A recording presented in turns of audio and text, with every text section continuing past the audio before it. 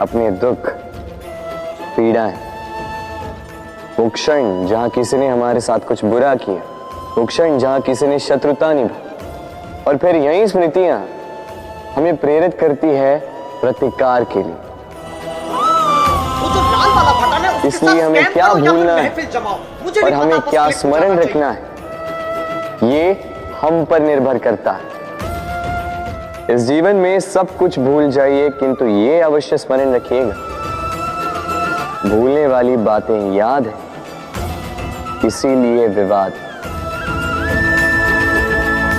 तो प्रेम से बोलो राधे राधे।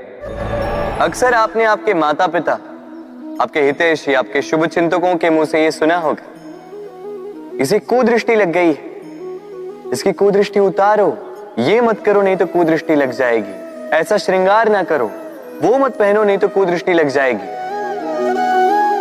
और कुछ तो इस कुदृष्टि का उपचार भी कर लेते हैं, मिर्च का धुआं जलाते हैं, तेल की बाती से कुदृष्टि उतारते हैं, काला टीका लगाते हैं, क्या क्या करते हैं, उचित है। किंतु मैं कुदृष्टि को नहीं मानता।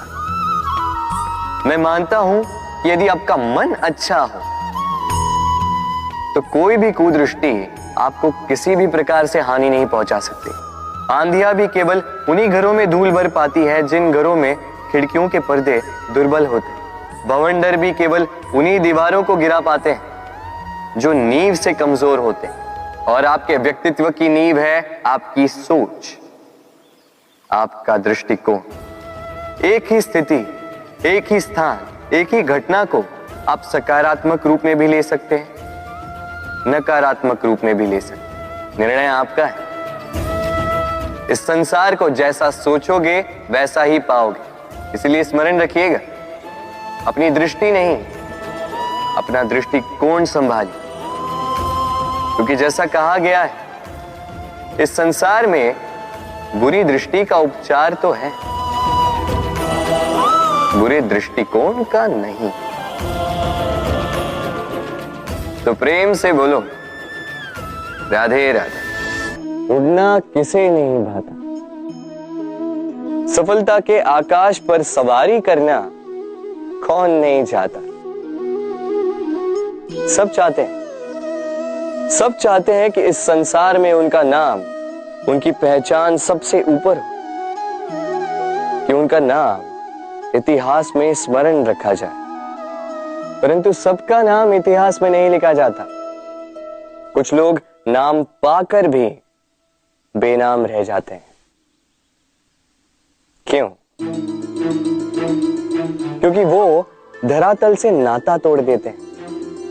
भूल जाते हैं ये बात कि उड़ान पूर्ण होने के पश्चात धरातल ही उन्हें विश्राम देगा, कि उनके कारनामों पर तालियां बजाने वाले, उनकी प्रशंसा करने वाले धरा पर ही रहते हैं, और धरती पर रहने वाले लोग ही इतिहास लिखते हैं। तो सफलता का आकाश नापी, पर अपनों से, उन लोगों से मत कटिए जो आपकी इस सफलता का आधार है। तभी इतिहास में नाम होगा, और तभी आप भविष्य में प्रसन्न रहेंगे। गर्मी की ऋतु आने पर एक मीठी सी कूक सुनी होगी, मन में बैठ जाती है। कोयल की कूक, बड़ी मीठी, बड़ी प्यारी। वैसे एक और पक्षी है जिसका स्वर बड़ा ही मीठा है, हमारे घर के आसपास ही होता है। हरियाला रंग, लाल चोंच। ठीक पहचाना आप? तोता। ये दोनों ही पक्षी हमारे लिए बहुत प्यारे हैं, मन को शांति देते हैं। किंतु इन दोनों में बड़ा अंतर है। कोयल वनों उपवनों में स्वतंत्र रहती है, तोता कई बार हमारे घर के पिंजरे में बंधा हुआ पाया जाता है। क्यों होता है ऐसा? कभी सोचा है आप? क्योंकि कोयल अपनी बोली बोलती है, तोता किसी और की बोली की नकल करता है। जो अपने विचारों पर दृढ़ रहते हैं, अपनी आत्मा की सुनते